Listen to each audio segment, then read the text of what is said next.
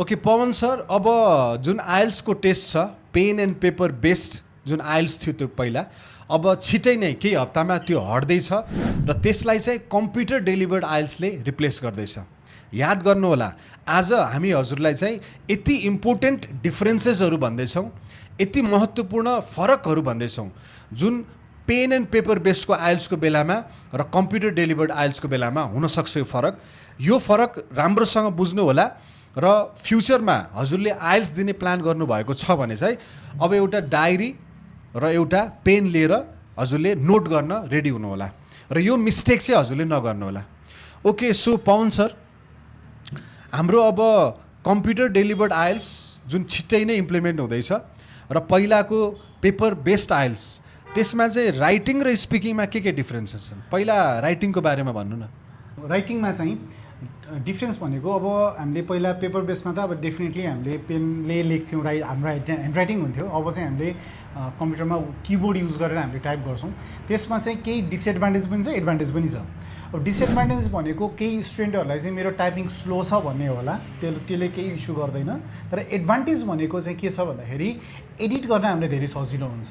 Paper बेसमा केही बिग्रियो भने पुरै इरेज गर्नु पर्थ्यो।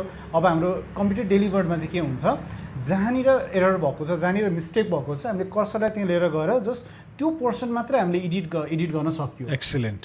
प्लस पेपर बेसमा हामीले इन्डिभिजुअली वर्डहरू काउन्ट गर्दाखेरि एक्स्ट्रा टाइम पनि जान्थ्यो। तर अब चाहिँ हामीले कम्प्युटर डेलिभर्डमा के हुन्छ, हामीलाई वर्ड काउन्ट पनि देखाइरहेको हुन्छ। सो वर्ड काउन्टको लागि हामीलाई केही प्रब्लम चाहिँ पर्दैन राइटिङमा।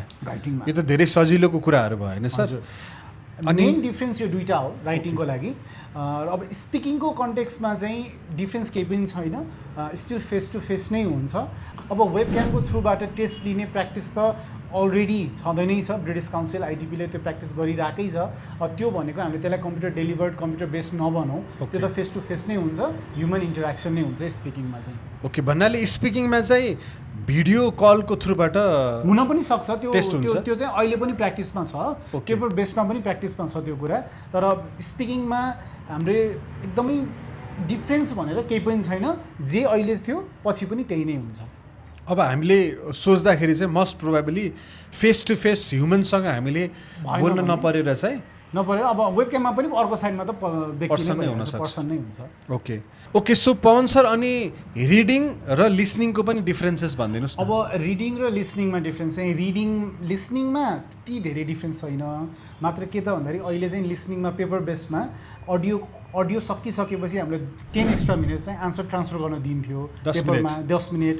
अब कम्प्युटर डेलिभर्डमा चाहिँ हामीले 2 मिनट मात्रै दिन्छ आन्सर चेक गर्नको लागि। किन हामीले आन्सर चाहिँ सेपरेट सिटमा ट्रान्सफर गर्नु पर्दैन, क्वेसनकै पछाडि हामीले डाइनामिक टेक्स्ट बक्स दिएको हुन्छ, त्यसैमा हामीले टाइप गर्ने हो। सो चेक गर्नलाई 2 मिनट भयो। अब रिडिङको केसमा पनि सेम नै छ, डाइनामिक टेक्स्ट बक्स दिन्छ, हामीले त्यही नै टाइप गर्ने हो, सेपरेट आन्सर सिट हुँदैन। अब रिडिङमा फाइदा भनेको हामीलाई के त भन्दाखेरि फिल इन द ब्ल्याङ्क्समा चाहिँ हामीलाई फाइदा छ। हामीले फिजिकल्ली हामीले वर्डहरू टाइप गर्नु पर्दैन, प्यासेजबाट वर्ड सेलेक्ट गरेर कपी पेस्ट पनि गर्न पाइन्छ। कपी पेस्ट गर्न पाइयो रिडिङमा। त्यो गर्दाखेरि स्पेलिङ जुन मिस्टेक्स हुन्छ त्यो चान्सेस एकदमै कम हुन्छ। Okay, excellent sir. यसरी बुझ्दाखेरि त धेरै राम्रो कुराहरू चाहिँ रहेछ, एडभान्टेजेसहरू चाहिँ बढी रहेछ, फाइदाहरू चाहिँ कम्प्युटर डेलिभर्डमा बढी छ कम्पेयर टु पहिलाको traditional pen and paper based भन्दा होइन। र सर, अनि ड्युरेसन के होला? ड्युरेसन सेम नै छ, राइटिङलाई 1 आवर, रिडिङलाई 1 आवर, लिसनिङको त अडियो जति छ त्यही नै भइहाल्यो, अनि स्पिकिङको about 10 to 15 minutes. Okay, so duration पनि सेम रहेछ, तर एडभान्टेजेसहरू फाइदाहरू धेरै रहेछ।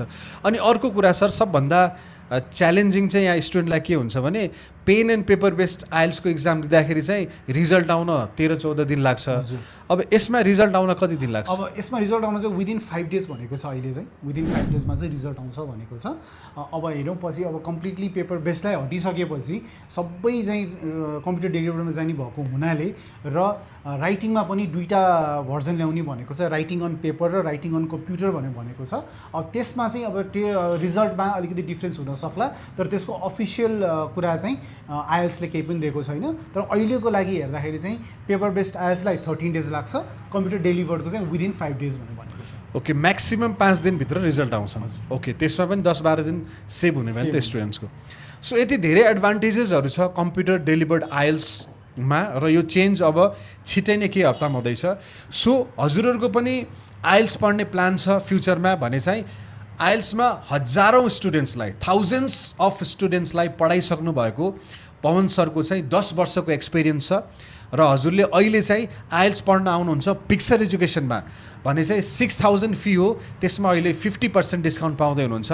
अन्ली 3000 रुपिजमा हजुरले यति एक्सपिरियन्स टिचरबाट आइल्सको क्लास गर्न सक्नुहुन्छ।